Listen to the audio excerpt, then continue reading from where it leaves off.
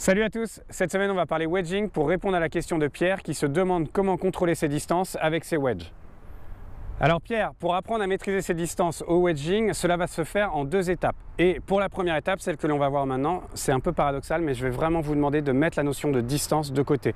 L'idée au début, ça va être de s'entraîner pour apprendre à trouver un contact consistant, un rythme qui est toujours le même et une traversée de balle qui vous convient. L'idée, c'est vraiment de trouver une traversée de balle sur laquelle on va pouvoir s'appuyer pour ensuite créer les variations. Ça doit être notre constante.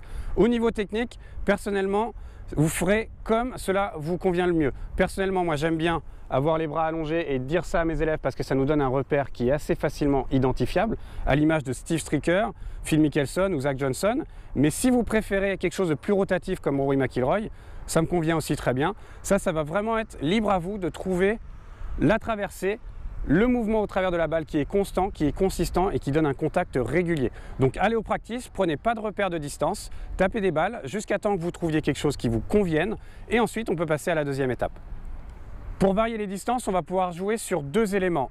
1, l'amplitude de la montée et 2, le choix du club. Donc on va commencer par l'amplitude de la montée. Dans les images suivantes, je vais avoir mon 60 degrés et je vais vous taper deux coups. Je vais en taper un avec une demi-amplitude, une demi-montée avec mon bras gauche à 9 heures. Ça c'est un repère qui est assez facile à retrouver.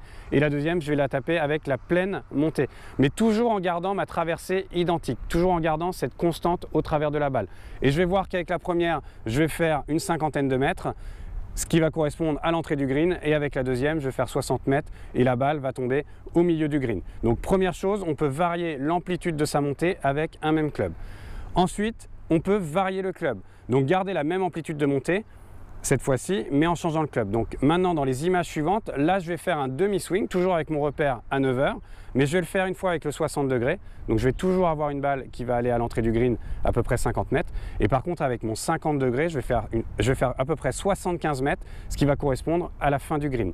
Donc je peux varier l'amplitude de ma montée, je peux varier le club, mais je ne varie jamais ma constante, ma traversée au travers de la balle. Ça c'est mon repère fixe sur lequel je peux construire mes distances. En conclusion, on l'a vu, pour varier les distances, on peut soit jouer sur l'amplitude de la montée, soit jouer sur le choix du club. Mais par contre, on va toujours garder une traversée de balle identique. C'est le socle sur lequel on va s'appuyer pour créer des distances. Ensuite, pour les varier, ces distances, ça va être une question de multiplication. Dave Pelz, le célèbre coach américain, recommandait d'avoir 3 amplitudes de swing et 4 wedges, ce qui nous donne 12 distances. Ça, c'est bien pour les professionnels et les bons joueurs. C'est un tout petit peu compliqué pour les amateurs. Personnellement, pour les amateurs, je recommande 2 amplitudes de swing, avec notamment un demi-swing où le bras gauche est parallèle au sol. C'est un repère qui est facilement identifiable. Et 3 wedges, donc 2 amplitudes de swing et 3 wedges, ça fait 6 distances. Et avec 6 distances dans le sac, Pierre, vous serez déjà beaucoup mieux armé pour le parcours. Bon entraînement.